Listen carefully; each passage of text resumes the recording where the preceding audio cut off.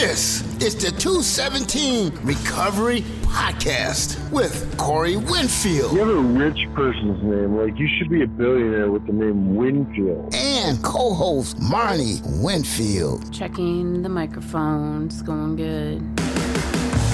It is the 3rd of January. The year is 2023. My name's Corey Winfield. My name's Marnie Winfield. A couple billionaires just chatting about recovery. Wait, I think we're missing a couple dollars. I heard about this lady getting scammed down in Texas. How so? Well, she first of all, she got a call from her bank. She was banking at Chase Bank. And she got a call from a guy who said he was with Chase Bank. And he said that he wanted to talk to her about some fraudulent activity that was going on in her account. She's like, okay. So you like, yeah, okay. I've gotten texts like that before. And he asked her if she just bought a computer and some ear pods. And she said, no. He said, okay. You log on to your account. So he logged on. She logged on. And he's like, you don't see those charges there? And she said, no. And he's like, okay. I think it's an inside job. I think it's somebody actually at the bank that's doing this. So I'm going to need you to go to your local branch and take out $24,000 in cash, and don't tell them what you're doing. Tell them that you're remodeling. If they ask, say that's what you're doing with the money, is you're remodeling. And she's like, okay. He's like, then you're going to take that money. Then you're going to go to a Bitcoin ATM and add that to a Chase wallet. Okay. So she did that. But she can only get out $12,000 is the max that they would let her withdraw. And after she does that, goes to the ATM, puts it in Bitcoin wallet, goes and checks her account because the guy told her, oh, it'll be on your account once you put it in there. And it wasn't there. So she kind of freaked out and had that like, ooh, booty hole tighten up, heart drop moment. Right. So she calls the branch and they're like, yeah, we haven't called you about activity in your account. And she's like, oh my God, this guy told me to do this. And they're like, sorry about that. Because how that works is fraudulent stuff. If you were to get your number stolen because you went to the gas station, like that's covered. But if you do it like getting tricked, that's on you. Man. Doesn't cover none of that. So if you get tricked, if somebody ever asks you to get money out or do stuff like that, or go buy a bunch of these cards and Western Union it to me. No. So I guess the government's working with her to try to track it down and try to figure out who it was that did it. And oh, I feel bad for her. It's probably those kids in Africa on Facebook. Probably not. But the weird thing is they had the exact script that Chase Bank has. Mm-hmm. And they knew how much she had in her account because they told her, you have more in your account than what can be covered through the, you know, how you hear commercials and like, oh, covered by the FDIC or whatever. Mm-hmm. Well, they said that you have more in your account. You have, and this chick was 20 and she had 50 grand in her account. Mm-hmm. Must be a dancer or whatever she does in her life. That's a lot of money for a 20-year-old to have. Yeah, she's doing something right. Yeah, maybe. Or maybe wrong. I don't know. Maybe she just come from money. She said she was saving up to buy a house. Good for her.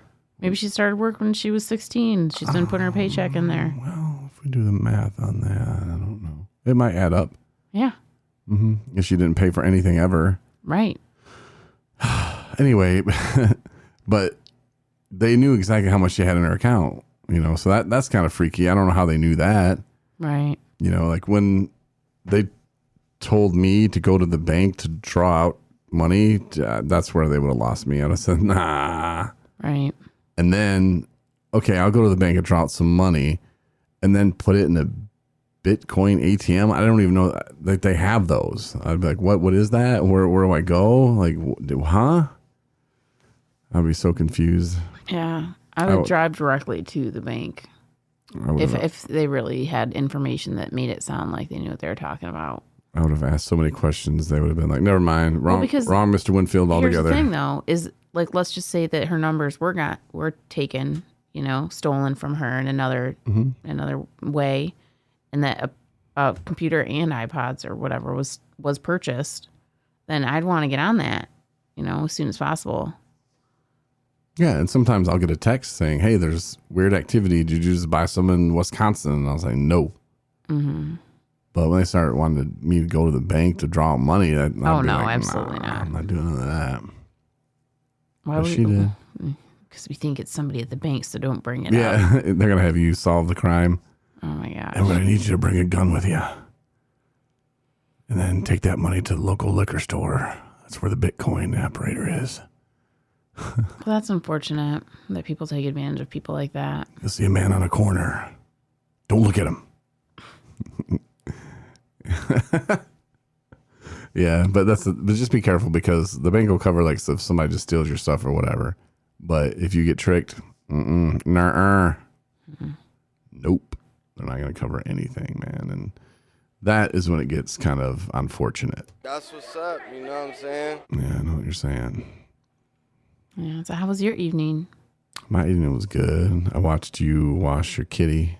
I know. Don't think dirty. We have a brand new kitten named Hudson.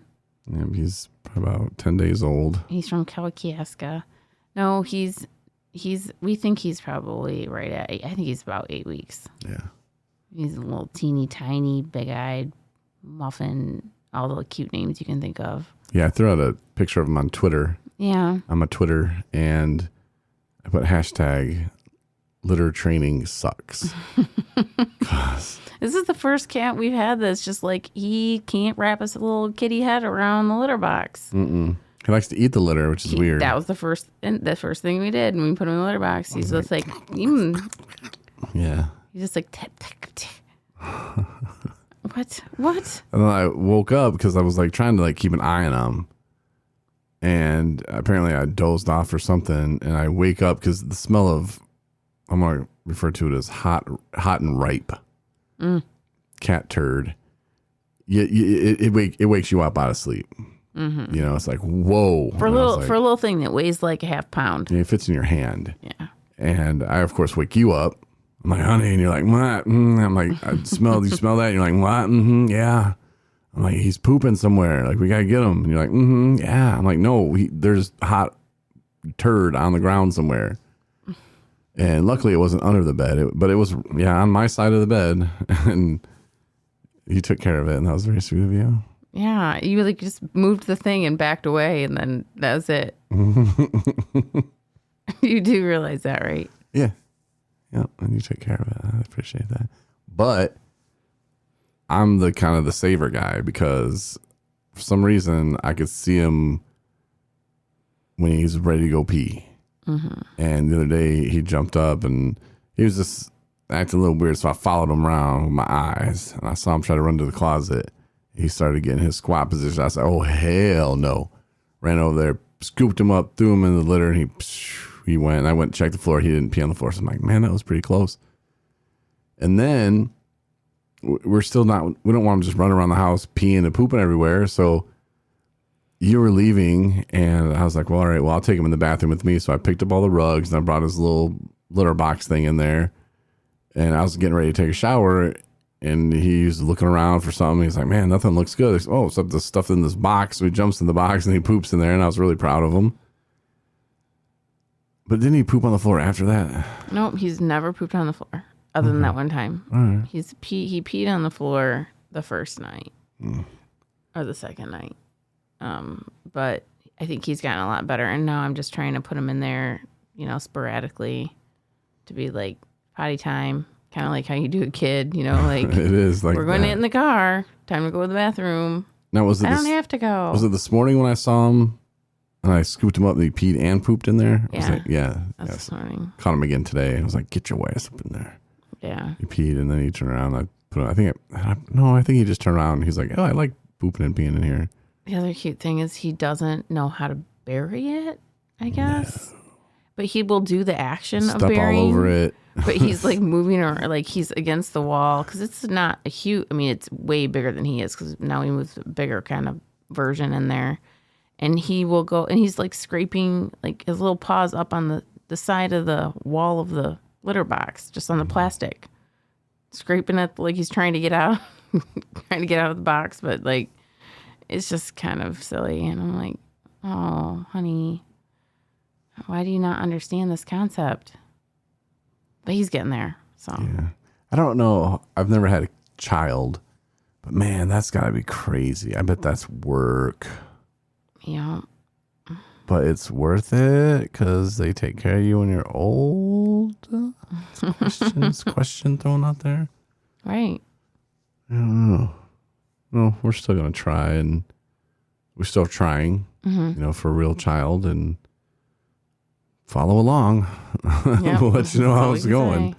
It's a lot of fun. It's just parts of it, but it's a lot more stressful than people think. I mean,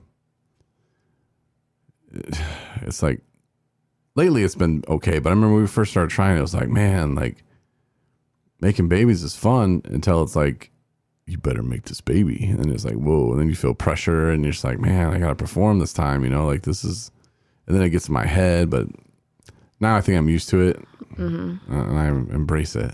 Well, the thing is, too, is that there's a huge, obviously, majority of the population of the world is like, it's not a problem. Not a problem for me, And we just found each other later in life. And so there's a couple different more challenges, but we're seeing what we can do about it. So It's our journey. it's a journey. It's our part of our story. Yep. Everything happens for a reason, and it's not our job to understand it. Exactly. But here's what we can do. And I was telling you, kind of joking, because of course we're trying different things, and it's like, I bet we're gonna get so far along, and then it's just gonna happen naturally, and it's like, yeah, thanks God. He's Mr. Glasses Half Full. I am. You got to be optimistic. But my night though was pretty good though. I went and talked to the guys at the old treatment centers, and I told a story before about a jelly jar, and a guy brought that back up today, and I was like, oh yeah, the jelly jar. And I don't know if I've told on the podcast. I might have. But the jelly jar, in cleaning the jelly jar, refers to, I ran out of jelly of my own, like sugar-free jelly that I used to get, and so I used your jelly. And then I went to go put the jelly back, and I noticed there was a ring of jelly like on the door, on the little side door, you put the jelly in. And in that moment, I was like, well, I could just put this back, act like it didn't happen, And I'm like, no, dude, stop being a part of the problem. Be a part of the solution. So I cleaned it. No big deal. But I used that as like an example for the guys, like back in the summer or whatever it was. And I was like, right there, I had a moment. And in those moments, you have to catch yourself, in recovery, when your brain's like, oh yeah, you can drink, or you can do this, or when you're doing something half-assed, it's like, why don't you just take the extra 10 seconds to do it right? Yeah. And it was kind of like that thing. And it's like I brought up again today, and then now I have the jalapeno story. When we went to the Lions game, Oh, yeah. and the dude spilled the nachos all over, and It was raining nachos that day. And then I look over, and I just got enraged, and I wish I wouldn't have acted that way, but I just took the jalapeno that was on the back of your seat, and I just threw it in the guy's face. And I'm glad he wasn't drunk. There could have been consequences to that. I'm not proud of that, but, so now that's known, I guess, as the jalapeno story. Okay. So think before you throw the jalapeno. And I think that the jelly jar thing too, and when I've heard it is like, so that was my jelly, right? The normal jelly that I've usually used and that you'd never use. You only just did because you ran out of your kind. So really that's my mess, So like in kind of how our brains work is, and this is kind of like thinking of it this way. It's like, well, yeah, I use this fridge, and yeah, this is our things and whatever, but I didn't make that mess, so why should I clean it up? Like, why? You shouldn't think that way. Right. There's a mess, let's clean it up. And if more people function that way in the world, it would be a better place. And then a lot of people like to throw it back in your face. Oh, hey, cleaned up your jelly mess. Right. Which I didn't. I think the only reason you found out about it is because guys were talking about it, the jelly jar or something. Yeah. But yeah, just do it. It took me less than 20 seconds, and it was clean, and I cleaned the bottom of the jelly jar and it was fine. But it's those little things that you have in that moment a choice. Put it back, act like it's not your problem, or just clean it and put it away. Do the right thing. I don't want to live in a house that's messy, and I'm sure I mess up way more stuff than you do. And for the most part, you're not running around chasing me around. Oh, do that. So it's like, I know you don't want to, especially you don't want to hear that from me. And I know you work very hard, and a stupid jelly jar, like, I'm not going to, just clean it up, bro. That's what I thought. But it was in that moment though, that I had a choice. I could have just put it back. Yeah. Not my problem. Yeah. It's our house, it's our place, our fridge, but yeah, not my problem. But those are the moments you got to catch yourself in and realize you do have a chance to do the right thing. And like when they do chores, in your treatment center, you have chores to do. You gonna half-ass it? No. The old you would half-ass it. So if you want to be the old you, just keep doing drugs. See where that gets you. Keep drinking. If you can't do the little things right, how are you gonna do the big things right? And it's those little changes, and then positive thinking. Last week I asked how many people in there were alcoholics, and so many people raised their hand. And I asked how many people were junkies. So many people raised their hand, and I was like, all right, well, that's the end of that. We're all now in recovery. You got to change that in your mind, because at least for me, growing up, alcoholics were bad people, still are. I hear the term alcoholic, I'm like, oh, that's a bad person. Why am I going to wake up every morning and call myself that? I'm not. I'm in recovery. I can't change the past. I can only be what I am today. Right. I remember when I got out of treatment, that next day, I'm on my computer, going to irs.gov, getting an EIN number to start the company. And my stepdad's over there in his chair, reading the paper or something, and I'm playing videos on how to start a nonprofit. And before I went into treatment, or as I went into treatment, I'm sure people are like, where's Corey? Oh, he's in treatment again. Oh, God. No, he's got to do 90 days this time. Okay, yeah, he's probably not going to make it. Oh, no, he's court ordered, so he'll make it. Okay. And then where's he going? Who knows? I don't know. Okay. And only I can change what people think about me by what I do today. So when I got out, who knows what my stepdad was thinking? He was probably like, oh, God, this guy, what is he doing? Really, dude? You just got out of treatment. You're looking at nonprofit, how to start a nonprofit, to get an EIN number, start a business. What are you doing? He's probably rolling his eyes, thinking this guy's an idiot. But he can't say that now. Yeah, I don't think he was. But probably, I don't know. Who knows? He could have been, maybe not. But he can't say that today. Right. He can say, oh yeah, Corey, my stepson, yeah, he started a nonprofit. He runs it. They help people in early recovery. He takes people to treatment. They have a podcast. They do videos. They do all kinds of stuff. He talks at events. He talks at treatment centers. Yeah, that's what he's doing today. He's married. Yeah, and the thing 3 that cats. I love the most about that story is that, we haven't been around for a long time. You started this in 2019, right?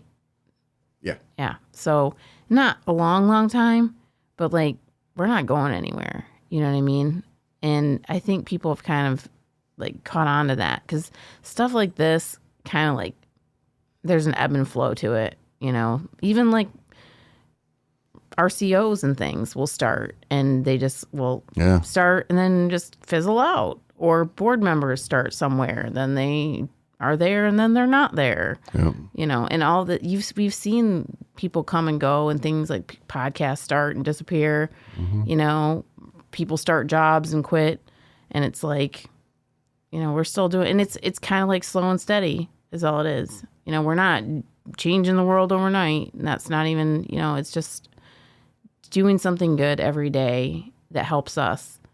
And, eventually I think that we will make a bigger change, because things will start happening, and things are happening, but it takes time and patience and paperwork and Patience. and commitment and persistence and dedication, and we've proven to step up to all those things. So, I'm pretty proud of the whole thing. And, and to all the listeners, this is going to be aired whether you listen or not. In all honesty, if nobody listened to this today, so whoever's listening right now, yay, thank you, that's awesome. But this would be aired regardless. Yeah. To your mom. Yes. And Aunt Barb. Yep, they listen. And Rob. And Rob. Sometimes. And Adam. And Adam. And maybe Tyrone sometimes. Mm-hmm. But that's it. That's all the listeners we have. Yeah. And it's not that we don't care that more people don't listen or we don't want more people to listen. We do. We welcome anyone to listen. If you can get something out of it, that's great. That's amazing. But, it's the whole concept of Corey started this, essentially for his own recovery because it's something he wanted to do and it helps keep him sober. And I feel the same way about it. There are a lot of days where I'm just like, do not sign me up for one more thing because I cannot do it. But I'm glad that I do. It's kind of like one of those things where people say, like, right when you feel like you don't want to go to a meeting, that's the time you should go. And that's kind of how I feel about these podcasts. This is me checking in with the world saying, I'm a person in recovery and this is part of what I do for my journey to stay clean and sober. When I first started it too, I noticed a lot of the podcasts. There was a lot of them. And the last episode was like a year ago, and I'm like, well, what happened to them? And you see that a lot.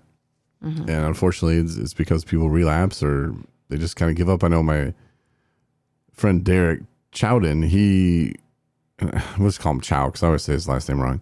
He's up in Charlevoix and he wanted to start a podcast, and he did. And then he was like, oh my God, that's a lot of work. And he was trying to do other things too. So he didn't relapse. And not saying all the people do, but it is a lot of work sometimes. And a lot of people just realize like, oh my gosh, that's not as easy as I thought it was going to be. And you got to make time for it. And that's where, it helps my recovery. Mm-hmm. And, being a broadcaster is what I did before. And I was always trying to figure out how many people were listening at first. And Spreaker, I'll tell you how many people listen. At least that's what they tell you. And I was like, oh, we're getting like 300-400 people a week. Like, okay, that's cool.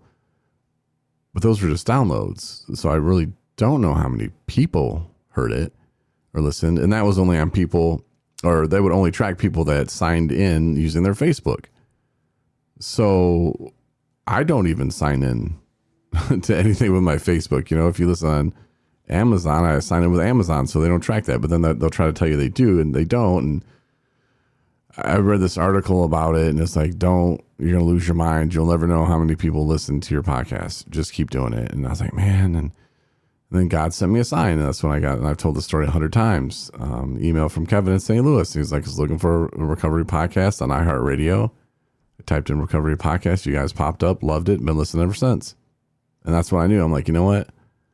That's how I know we made it. It doesn't matter if 2 million people listen or 100 or 5 or just my mom. If people can find what they're looking for and they like us and they're hearing something that we're saying about cats and litter training or whatever, recovery or ghosts or whatever. Or you're tired of binge watching Netflix. Yeah. Then that's good. And that's what it's about. It's not about the numbers. And that's when I just really stopped looking. We used to look in just to see like places of the world. Cause I know New Zealand, there's some people there that were big fans of ours and listen. And big shout out to Break the Chain podcast. Mm-hmm. And James, he does videos and stuff too, which people are into. So if that's your thing, go watch my friend James Deere on Break the Chain. But that was kind of interesting, finding people from, different parts of the world that listen, but still it's like, that's not all of the people, right? And that's when we just kind of, at least I did, just like, who cares? And that's why when you say, yeah, we're going to do this regardless of who listens, because that's not what we do it for. Right. If people do listen, and we've said this a million times too, and they get something out of it, great, share it with your friends. If it's something that you think that they can use, and it's kind of mainly meant for family members and people in early recovery, because somebody in active addiction probably not going to listen to this podcast. Probably not. Maybe, but I wouldn't have. Like we talked about that before too. Yeah. But, yeah, one of the guys today, I guess they got on the internet and the YouTubes, and they found the video for Bad Girl. Oh, jeez. The song that we did. And they're like, man, that was hilarious. They're like, we were laughing our asses off. And so I kind of told the story behind that. I was like, yeah, COVID just hit. And there were a couple things open, but not really. So we just kind of thought, you know what? And I kept hearing that song and I kept thinking, how come somebody doesn't make it was a Bad Boy by, what's her name? Billie Eilish. Yeah. And she did Bad Guy. And I'm like, someone needs to do a Bad Girl.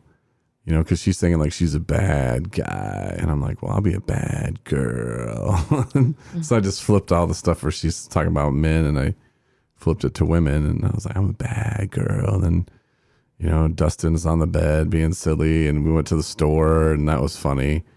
Chris pushing him in a cart. I mean, it was just funny. I was like, I made the song. I'm like, all right, guys, we need to go make a video. And they're like, hell yeah. Mm-hmm. You know, and I told them, I was like, that's the kind of fun that we had in sober living. And sober living can be fun and it should be fun, you know, but sometimes people get caught up in what other people are doing and, with this guy and that guy. And it's like, look, man, you got to worry about number one. Yeah. If you're out there having fun, trust me, it'll be so much easier. Yeah. My advice to people in sober living. Yeah. Shout out to Nathan's house in Boyne City. For sure. I should send them something. I should send them that 217 recovery picture. You could. I wonder if he'd hang it up. Mm-hmm. I hate to send it and then him just leave in the garage. Right. Yeah. Maybe I'll send a picture of my face. For like people that have graduated. Yeah, like a fraternity. Quote unquote. That's not even a thing, but yeah. Past residents board. Yeah, when I left there, I was scared to tell him I was leaving because I was going to leave from there to go to manage a sober living. And I was like, man, I don't know how he's going to feel about that. And I didn't really talk to Jason too much Jason DeBeck, who owns Nathan's house. Like, I didn't talk to him too much when I was there. I was just doing my thing. Mm-hmm. I was trying to fly under the radar. Like, I was not trying to be somebody he was in there looking for, you know? It's like, here's your money. Thanks. See you next month. Mm-hmm. You know, or, you know, see you next week at the meeting. Mm-hmm. But some guys at me and they're like, hi, Jason. Oh, you're nice shirt today, you know, and I don't want to say ass kissers, but that's pretty much what they were. Uh-huh. And those, you know, but I can't do anything about those people. I can only do something about me, but sure. Anyway, shout out also to Adam Brothers. He had this interview today or the other day, and he was telling me how the guy was really quiet. So we had to like edit and bump it up. And so I was listening to it, and it was very comical because then I started busting his balls because he has the guy on who's the sponsor, and he's like, yeah, well, you got 10 years. And the guy's like, yeah, thanks. And he's like, no, that's something you should be proud of. And he's like, okay, yeah. And then Adam says, well, when did you start drinking? You know, alcohol is your thing. When did you start drinking? He's like, I don't know, maybe second, third grade. And I was like, well, how old were you? And he was like, oh, 10 or 11. Right away, I'm like, that doesn't make any sense whatsoever. Mm-hmm. Third grade, I was 7, 8, maybe 8. I was 8 in third grade. Right. So that's very confusing. So I'm like, all right, whatever. And then he starts asking him more questions, and he's like, okay, well, what do you like to do? And he starts like, well, bowling and this and that and da-da-da. And he's like, and then Adam's like, yeah, recovery can be fun. And the guy's like, no, I'm talking about when I was in active addiction. I was like, oh my gosh, like this is hilarious. And then, and I was just busting his balls, you know. I like Adam a lot, and I love their podcast, the Stone Soup Recovery Podcast. But then he's like, all right, so you got this and that, and somehow he's not getting his 10 years until June. Mm-hmm. So I'm like, wait a minute. So he was fronting earlier.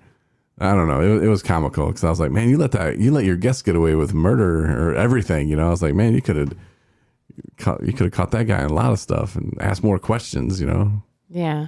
But I think he was just so worried about the dude because I guess he was like trying to talk like really back here from his microphone. So it was really hard for him to hear. And Adam kept telling him, man, get up to the microphone. He wouldn't do it. And I told Adam, I was like, put some headphones on him. He was like, he was wearing headphones. I'm like, ooh.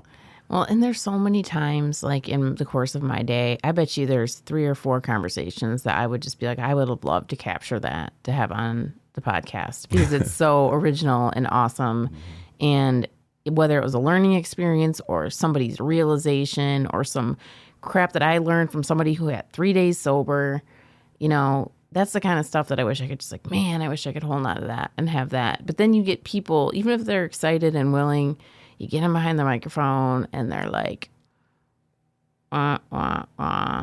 because they're nervous and, you know, and feel like they can't find the words and they're on the spot and they're, you know, it's not organic. So it's just, you know, it feels pushed. And so that's the kind of thing that sucks. But, I have so many moments like that, like in the course of the day and week where I'm just like, I love what I do and I love recovery and I love the people in it. And there's days where I'm just like, this freaking disease sucks. And, you know, I want to strangle somebody, but, you know, the good outweighs the bad. And, you know I'm doing what I do for a reason. I'm sure that's how you feel too. So. Yeah, but it was good of Adam to keep it organic, you know, like you would say, and he doesn't bust people's balls like I do. So, but it was probably just, another reason why you have a hard time getting people that want to be on your podcast. Maybe you're afraid of what you're going to come up with. I'm not kidding. I'm not telling anybody about that podcast I was on. Like the last guy I had on, he wrote that book about the family thing, and I liked him. But then, like, he didn't even share the podcast on his own site, like his own Facebook or nothing. I'm like, bro, like, damn, that's cold-blooded. Maybe he thought I was too out there for him. I don't know. Maybe. Could be. Yeah, it was Casey, I think. Casey something. Yeah, whatever. Then I noticed like some other podcasts he had shared, and I started listening to that. I'm like, why would he share that one? And it was pretty lame. I'm not gonna lie. Like I said, maybe he's trying to keep it like PG and legit. No, I was on topic. I think I was maybe on topic part, but oh, there you go. Well, sometimes you just have to talk about cat litter and cat training, and that's our life, you know, and that's better than, oh man, I woke up today and my electric was shut off and I don't know how to put gas in my car, lost my job again. I'm shaking uncontrollably and I have to go buy another bottle. That's the only way to stop it. And I have $2.80. Cat litter is way better. Cat litter's way better. At least for me. So that's all that matters in life is what we want. You should see this little buggy boo though. Oh my gosh. Yeah, I had to wash him. You had to wash him today. You can put a picture of him up for this episode. Can you do that? You can do that. It's so funny how little I know of that side of things. I just sit in the chair and talk, and then boop, bye. See ya when you come to bed, honey. Hurry it up tonight. Yeah, but no, he's so cute, little Hudson. All right, I'll put Hudson up then on the little picture. Okay. At least on YouTube, and yeah, I'll do the other one too. Okay. Facebook and Spreaker and stuff. So. Okay. All right, appreciate you listening. And since this is the first of 2023, you can go back and listen to all of them from 2022 whenever you get a chance, and 2021, 2020, and half of 2019. Yep. That's when it started. Yeah. 217recovery.com for all the episodes and more info. Have a good night, everybody. And watch our spotlight videos. Thanks for listening to the 217 Recovery Podcast. We hope you come back for our next episode.